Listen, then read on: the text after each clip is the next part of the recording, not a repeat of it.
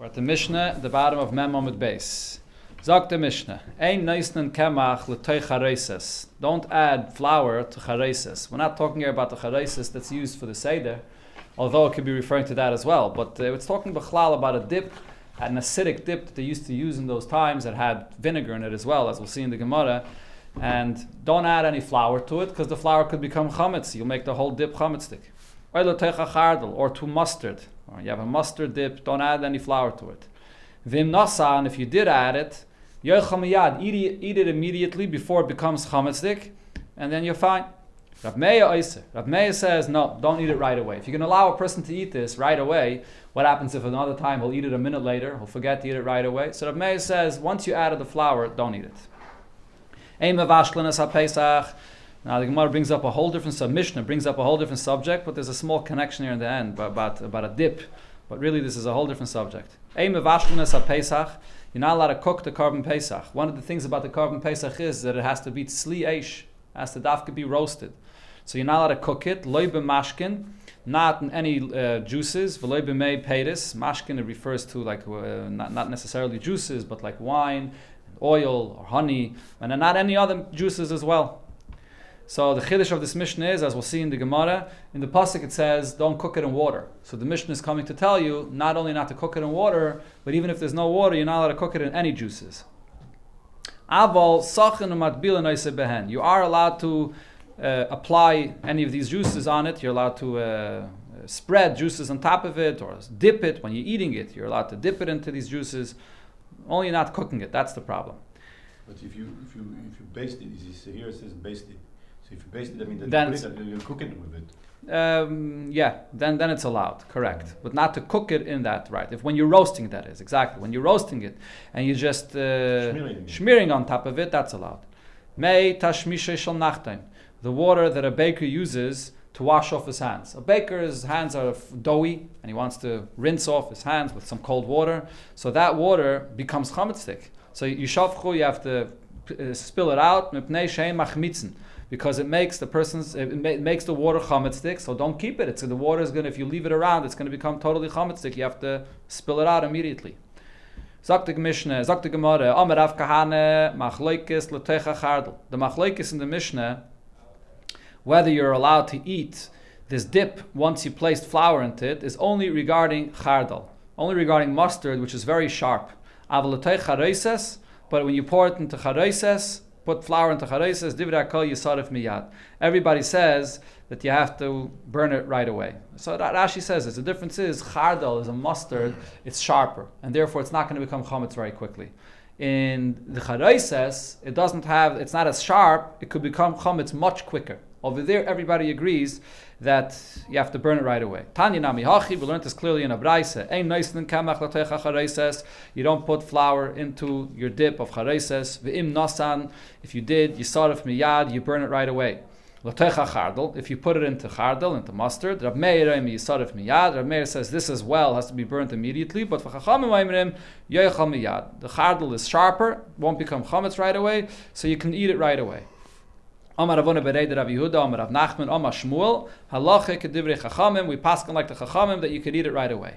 Amar le Rav Nachman by Yitzchak le Ravona Bereid Rav Yehuda, Ar achareises ka'amar. When he says that we paskin like the Chachamim that you could eat it right away, was he saying it even if you put it into the chareises, which is not as sharp, or was he saying it, or were you saying it only when you put it into the mustard, which is sharper? So he asked him what would be the difference. Like what Rav Kahane said, the Amar Rav Kahane, Machleikis l'teicha chardel. The argument over here and the opinion of the Chachamim that allows you to eat it right away is only when it's mustard. But when it comes to the chareises, everybody would agree that you have to eat it right away. So this is what he explained to him. I'm asking you, everybody agrees that you have to burn it right away. So he explained to him, I'm asking you, Shmuel, he's asking Shmuel, or Rav Nachman ben Yitzchak actually, was asking, Rav Nachman ben Yitzchak le Rav Huna. He was asking Rav Huna whether when he said that we paskin like the Chachamim, is this only regarding chardal, or is this even regarding chareises? Amalei loy shmieli. I never heard what Rav Kahana said, meaning this distinction between charaises and chardal, I never heard of this distinction. Koloima loy svirili. I don't hold of this distinction. Amar Rav Ashi, but kvasei that Rav Kahana mistavra. Nevertheless, it's logical that Rav Kahana is right, that we do make a distinction between kemach, flour, being mixed into mustard, which is sharper, and flour being mixed into charaises, which is not as sharp. Charaises has in it vinegar, but it's not as sharp as the mustard. So he says it's logical to make this difference. Why? Midama Shmuel, because Shmuel said, we had this in the blot before, Ein halacha k'Rabbi Yosi. We don't paskin like Rabbi Yosi. What did Rabbi Yosi say? Rabbi Yosi was speaking about the kernels from barley. What happens in the kernels of barley? You see that they're splitting open. It might become chametzik. So he says, what do you do with them? You can put it in vinegar. Vinegar will contract it. It shouldn't become chametz. So Shmuel said, we don't paskin like Rabbi Yosi. So my love, what do you think? What does this mean? Tzmuse hudoleit samas. We don't paskin like Rabbi Yosi that the vinegar will contract the barley, but ha chamui mechama. It will make it chametzik. It will become chametz in the vinegar. That's why we don't paskin like Rabbi Yosi. It's not a good idea to put it into the barley, into the vinegar. It's not going to contract it. It will become chametzik there. So the same thing over here. If you put flour into charaises, which has vinegar inside of it, it's not gonna. It's gonna become chametzik. So therefore, it makes sense to paskin this way. So the Gemara says, "Loy dilme loy mitzmis tzamis." Maybe vinegar will not contract it; it won't stop it from becoming chametz. But v'loy chamua mechamea. But it won't make it chametzik either. It's not. It will stop it from becoming chametz. It won't become chametz, but it also won't contract the bean, the kernel that is, which is splitting open. So maybe. Even in this case, there is the machlekes of the Chachamim and the Rab Meir, and Chachamim holds that in the charaises, which has chaimitz in it, you're allowed to eat it, even when you put it in the charaises, because it doesn't become chametz so quickly. Machlekes on both. Yeah, so that's what it says over here. The Maskana of the Gemara is that machlekes is about both. Dr. Gemara weiter, the next halach in the Mishnah was regarding the Korban Pesach. And the next section of the Gemara here will be all the halachas, a lot of halachas, about how to prepare your Korban Pesach. You have to roast it and not cook it. The Gemara is going to go into all the details of this halacha. Tana Rabbanan, so we learned in the Braisa that brings the source of this Mishnah. B'mayim, it says in the Torah, don't cook your Korban Pesach in water. The full pasuk is al toichlu mimenu na ubashel umavushel b'mayim. Don't cook it in water. Se'en le'ele b'mayim. So I would say that you're only not allowed to cook it in water. Shar mashkin minayin. From where do I know that you're not allowed to cook your Korban Pesach even if there's no water, but you're cooking it in orange juice, let's say? So amrit kal v'chaimer. So there's a kal v'chaimer that you're not allowed to. Uma mayim she'em mefigin taiman. If water that does not distort the taste of the meat, asurin, you're not allowed to cook it in water. Shar mashkin shemefigin taimen. When it comes to any other mashkin, it affects the taste much more than water. It changes the whole taste. Like kol shekain. Definitely, you shouldn't be allowed to cook it in any other mashkin. So there's a kal v'chaimer. The Torah says water, but from this we understand for sure any other mashkin. Taisus over here asks the question. Usually we have a klal. You can't learn out an isser of a lav, especially to give malchus, from a kal v'chaimer. So how can we make this kal v'chaimer to say that the same isser applies by mei peiris like it does by mayim? It's a kal v'chaimer. There's a rule you don't learn out with a kal v'chaimer when it comes to a lav, to give malchus. So Tosfos answers the pshat of this kal v'chaimer is different. The Gemara here is not saying that the Torah meant water and now we have a kal v'chaimer that teaches us other mashkin. The kal v'chaimer is showing us that when the Torah said water, included in water is the shar mashkin. Because the whole point of the water is that you don't have the pure meat for itself. When you roast the meat, you have the taste and the meat for itself without any other liquids affecting its taste. So water doesn't distort the taste as much as other mashkin does. But the problem with the water is that it minimizes the taste. And the other mashkin affects the taste even more. So that's part of what the Torah itself was saying. When it said mayim, included in that is definitely the shar mashkin. So it's not stam kal v'chaimer. It's part of what the Torah meant by mayim. Now the Gemara brings another source. Rebbe Yomer, that b'mayim, the Torah said only water, ein li'ela mayim, shar mashkin minayin. From where do I know? Other liquids as well. Tamid loima, boshel, mevushal. There's a double lashon. Bashal mavushal. Cooking. Why does it say twice? Mikol makim, in any way, whether with water, whether with any other liquids. My beinayu. What's the difference between these two opinions? Whether the issue is the taste, that you're distorting the taste of the meat, or the limud is from an extra word that the pasuk says the Gemara, ikke beinayu tzli kadar, a pot roast. You're not adding any liquids. You're roasting it in a pot. What happens when you roast meat in a pot? The fats of the meat comes out, and the meat ends up roasting in its very own fats. If you're going to say you learn it out from the Kal V'Chomer, that the issue is that you're distorting the taste, so in the pot you're not distorting the taste of the meat, it's the fats of the meat itself that it's cooking in. But if you're going to say that it's the extra pasuk, ubashal mavushal, which teaches you that cooking it in any way is forbidden and has to literally be roasted, so then even sli kadar, pot roast, is also going to be a problem, even though it's roasting in its own fats. But this extra pasuk tells me that that's also not allowed. So now the Gemara is going to focus on this pasuk, bashal mavushal. V'Rabbanan, according to the Rabbanan that learn it out from a Kal V'Chomer. Hi, bashal mavushal mayavdilahu. So what do they learn out from these extra words? Bashal mavushal. And says the Gemara mibayalei, they need it for the following brisa. So the Gemara is going to bring a long brisa, and in the end we'll see the drasha. So the brisa says, l'kedetanya bishloi va'acha kach tzaloi. If you cook your korban pesach and afterwards you roasted it, oishet tzaloi, or first you roasted it, va'acha kach bishloi, and then you cooked it, chayiv. You're going to be chayiv for the lav. When you over the lav, if you eat it, if you go ahead and you eat it, even though it was roasted, but you cooked it first, or you cooked it after you roasted, you're going to be chayiv. So the Gemara says, bishloi me bishloi v'ach kach tzaloi chayiv. It's understood if you cooked it first, and then you roasted, so that you're going to be chayiv. The ha bashlei, because you went ahead and you cooked it first. So once you cooked it, so you're over on the lav. El tzaloi v'ach kach bishloi hatzli eshu. If you roasted it first, so it's tzliesh, it was roasted properly. The fact that you cooked it afterwards, why should it be an issue? So Amar Rav Kahana says, Ha mani Rabbi Yosi. This Braisa here follows the opinion of Rabbi Yosi. The Tanya, he says in a Braisa, Yoitzin berokik hasharui. You could be yoitze the mitzvah of matzah. Rokik here is a matzah, even if it's soaked in water, ubimavushal, or if you cooked your matzah, shaloini muach, as long as it wasn't dissolved in the water. So if you still have the matzah there, you can be yoitze the mitzvah of matzah. Divrei Rab Meir, that's what Rab Meir holds. Rabbi Yosi says, Yaitzin berokik hasharui, you could be yaitze with matzah even if it's soaked in water, avoloi b'mavushal, not if you cooked your matzah. Aval b'shaloini muach, even if it doesn't dissolve. So what do we see over here from Rabbi Yosi? Once you cook it, it's not called matzah anymore. It's not, or rather, the Rashi says it's not lechem. Matzah in the Torah is called lechamayni. What's lechamayni? We had before a whole arichas about this in the Gemara. It has to be baked in an oven, specifically baked in an oven.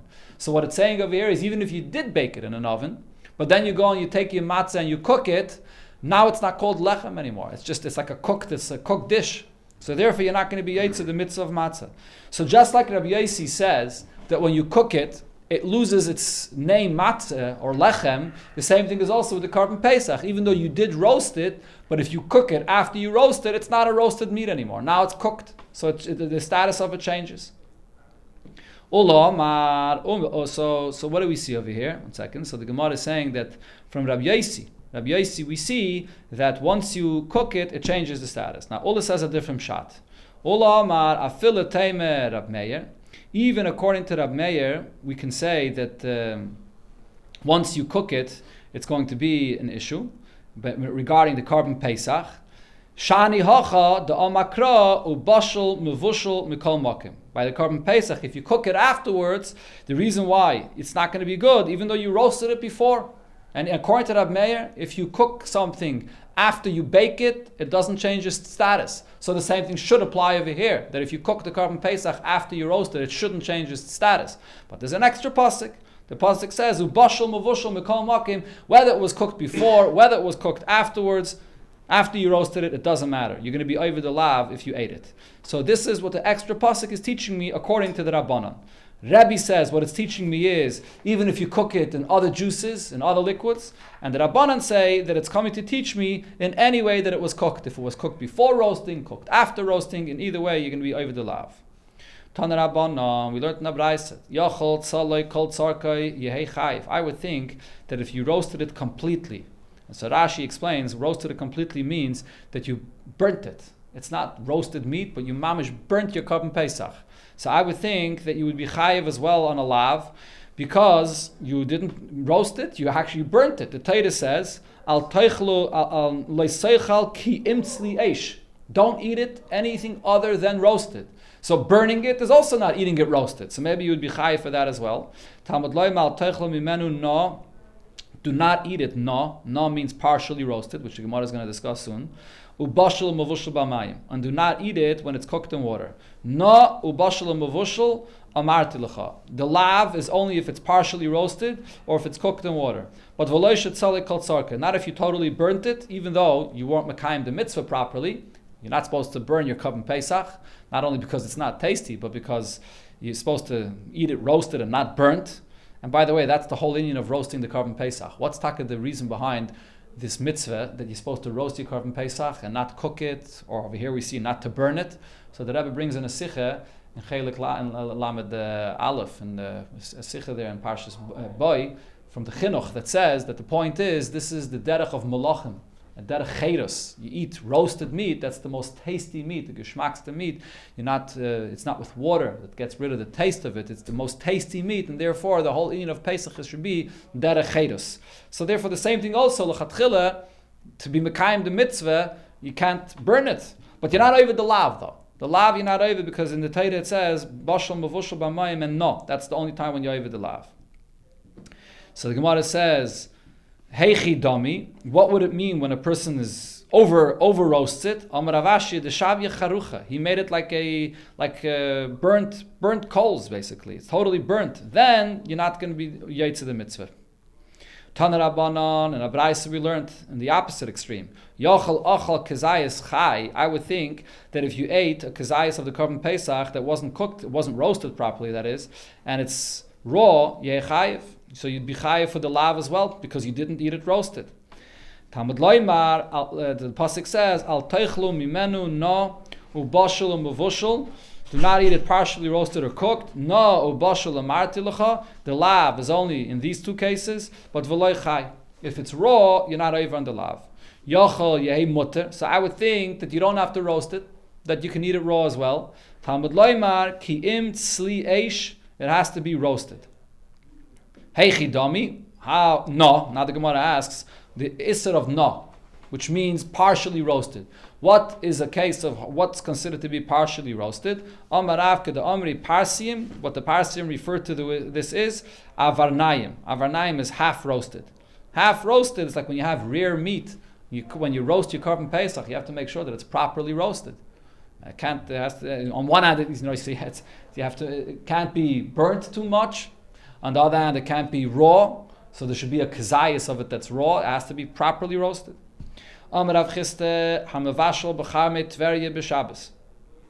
person that cooks in waters that come from a hot spring, like Chame Tverya. So from Rashi, you see, Rashi says, Mayonis Reischim. We're not referring only to the hot springs in Tverya. Any hot springs that you cook in that on Shabbos, potter. You're going to be potter.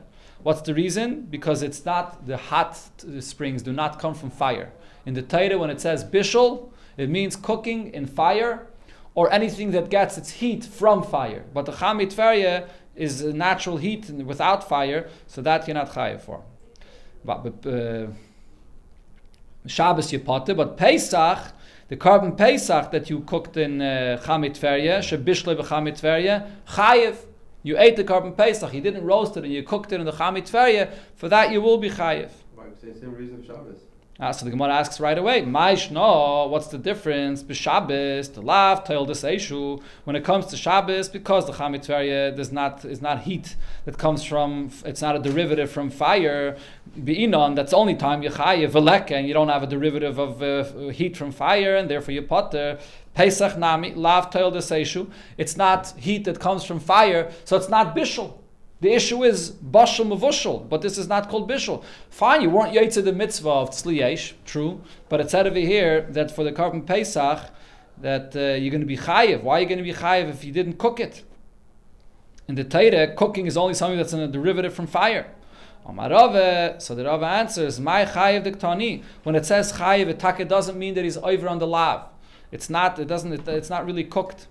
Rather, what it means is the ka'ava mishum tzli eish. What it means is you weren't mekayim the mitzvah of tzli eish. It's not cooked to be over the lav, but it's also not roasted to fulfill the mitzvah properly. That's what it meant to say. He learned this in the words of Rav Chisda clearly this way, that if you cook in the Chamei Tveria, you cook your korban Pesach in Chamei Tveria on Shabbos, potter. You're going to be potter. It's not the regular way of cooking. But the korban Pesach that was cooked in the Chamei Tveria, chayiv, you're going to be chayiv. What does it mean chayiv? She'avar mishum tzli eish. You're over because of tzli eish.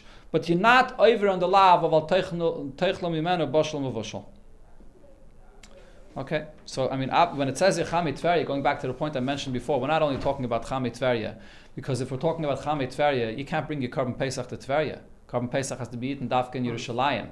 So Chamei Tveria is just an example, but it really means just hot springs. If there would be hot springs in Yerushalayim, I don't know of any hot springs in Yerushalayim, but if there theoretically would be hot springs in Yerushalayim and you cook your korban Pesach in them, so you weren't over the lav, but you're also not yetzer the mitzvah. So now the Gemara is going to discuss this more in detail. It's going to bring other opinions which seems to argue with this. Amar Rave says, Achloi, no, if you eat your korban Pesach partially roasted, like shtayim, you get malchus twice. Why do you get malchus twice? So Rashi says in the top Rashi of the page, it says in the pasuk lo seichal no, and then it also says lo seichlu ki im tzli eish. Do not eat it only if it's tzli eish. So if it's partially roasted, it's not fully roasted, so you're over on that second lav as well. So you get malchus twice. Mevushal, if you cook the korban Pesach, the same thing. Like a shtayim, you get one malchus for loy seichal boshel mevushal. Do not eat it when it's mevushal, and also the lav for loy seichlu ki im tzli eish. Na umevushal, if you partially roasted it and then you went and cooked it like a shalish, then you get malchus 3 times. For there's 2 separate lavin for not partially roasting it and not cooking it, and also the lav of loy seichlu ki im tzli eish. Now, what's the chiddush of Rava? So, as the Gemara will soon say, the chiddush of Rava is there's a concept called lav shebachlalos. When you have a lav which is not specific, a lav that includes many cases, so according to many opinions, you're not chayav for that. Your lav is only if it's very specific. So when the Torah says loy seichlu ki im tzli eish, do not eat it unless it's roasted. So that includes many things. That includes anything not roasted, cooked, partially roasted, or any other case that's not roasted. That's called a lav shebachlolos, a lav that includes many scenarios. So Rava's opinion is you do get malchus even for a lav shebachlolos. Abaye says, ein loikin a lav shebachlolos. You don't get malchus for a lav shebachlolos. So therefore, you're only going to get malchus for al teichelu no, for partially roasting, or if you cook it, you get malchus for cooking it, or if it's both, partially roasted and cooked, you get twice malchus, but you don't get a third malchus. You don't get malchus for the general lav of loy seichlu ki im tzli eish. Ikedamri tarti hu de loy loki. There are others that said that for 2 of them you don't get malchus, but chade mi is loki.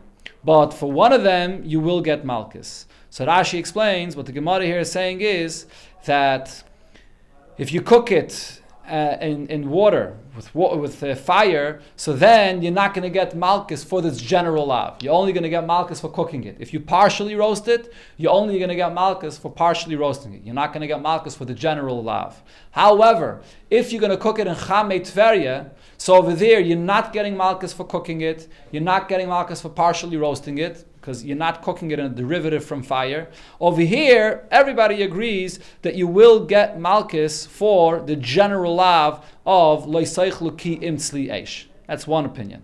So the only time that Abaye said you don't get a malchus for the general lav is if you're being over on the specific lav of cooking it in a derivative of fire, or for partially roasting it, then you don't get malchus for the general lav. But if you're not getting malchus for the specific lav, because you roasted it, or that is, you cooked it in the Chamei Tveria in a hot spring, then you will get malchus for the general lav, even according to Abaye. But there's another opinion that says, Chadanami loy loki. Even if you didn't cook it regularly with fire, and you didn't partially roast it, you just cooked it in a chamei tveria, even then you don't get any malchus at all. For a lav shebachlolis. Abaya holds for a lav that's a general lav, you never get malchus for that. Why? The loy miyachid lave, because it's not a specific lav for a specific case. Kilav de chasima, and we compare it the lav of chasima. What's the lav of chasima? The lav of not muzzling your animal when you thresh with it, that it shouldn't be able to eat. And we compare, this is a Gemara and Makis in many places, that we compare all other lavin to the lav of chasima. Why is that? Because when the Torah says the malchus, it said the lav of chasima is written right near the einish of malchus. So from that we learn out that the einish of malchus is only for a lav that's similar to the lav of chasima. Just like that lav of muzzling the animal is very specific. It's not a general lav, it's a very specific act. So too, any lav, you don't get malchus unless it's compared to that lav that it's specific. Now the Gemara brings another isser by a nazir, where you have the exact same achleikis, mamish the same minyan. Rava says, Ochal zog, if you eat the skins, and nazir, which is not allowed to eat grapes or anything part of the grapes, if you eat the skins of the grape, loike shtayim, you get 2 malchus. One is, so over here as well, there's the specific lav of not to eat the skin of the grape, and then there's a general lav, mikol asheyasim migefen, lo yoichal, Rashi brings over here. Lo yoichal is zog lo yoichal, that's one lav, and then there's also mikol asheyasim migefen ayayim echatzanim. Anything that comes from grapes, that's a general lav. So therefore, Rava says you like it for a specific lav of eating the skins of the grape, and also the general lav, that you're eating something that comes from the grape. Chartzan, you eat the seed of the grape, again, like geshtayim, for the specific lav that you're not allowed to eat the seeds of the grape, and also for the general lav not to eat anything that comes from grapes. Zog v'chartzan, you eat the skins and the seed, like a shalish, you get 3 malchus. Abaya says, ein loiken a lav shebachlolis. You don't get malchus for a general lav. Ikke de amri, so again we have the 2 versions like we had before. Tarti hudeloi loki. That according to Abaya, you're not going to get malchus twice. If you're getting malchus for a specific lav, you're not going to get malchus for the general lav. But chada miyas laki, in a case where you're not getting malchus for the specific lav, you will get malchus for the general lav. When is that? So Rashi says, if you're eating the stems of the grape, or you're eating the branches of the grape of the vineyard, so then you're not getting any malchus for the specific lav of eating the skins or the seeds of the grape. Then you will get malchus for the lav shebachlolis. That's one version. But others say, ikadamri chadanami loylaki, even if you eat the stems or you eat the branches of the vineyard, you don't get malchus at all. The lai miyachid lavik lav de chasima. You don't get malchus for a lav that's a lav shebachlolis, is the general lav, because it's not similar to the lav of chasima, which is a specific lav when we compare all other lavim to that lav. Tana Rabbanon, we learned in the Braisa, Ochal kezayis no meboid yoim.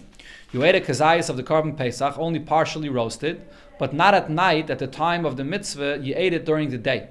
The person that couldn't contain himself, he ate it before the time, the day. So what's the halacha? Are you over on the lav or not? Potter. It's not the time of the mitzvah, so the achila then is not the lav, you're going to be potter. Kezayis no meshachashecha, if you eat a kezayis of the korban Pesach, partially roasted, when it's already at night, the time of the mitzvah, then chayiv, then you chayiv on the lav. The Torah says you have to eat it fully roasted, not partially roasted.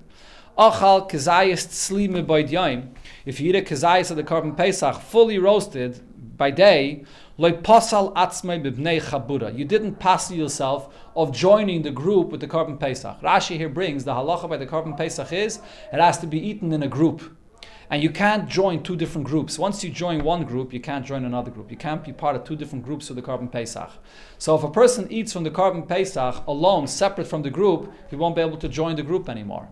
So what the Braisa here is saying is, if you ate a part of the korban Pesach separate of the group daytime, because daytime it's not the time of the mitzvah yet, so it's not considered that I ate separately from the group the korban Pesach, because it's not korban Pesach yet, it's not the time of the mitzvah. So at night I could still go ahead and join the group. But is it higher for eating it during the day?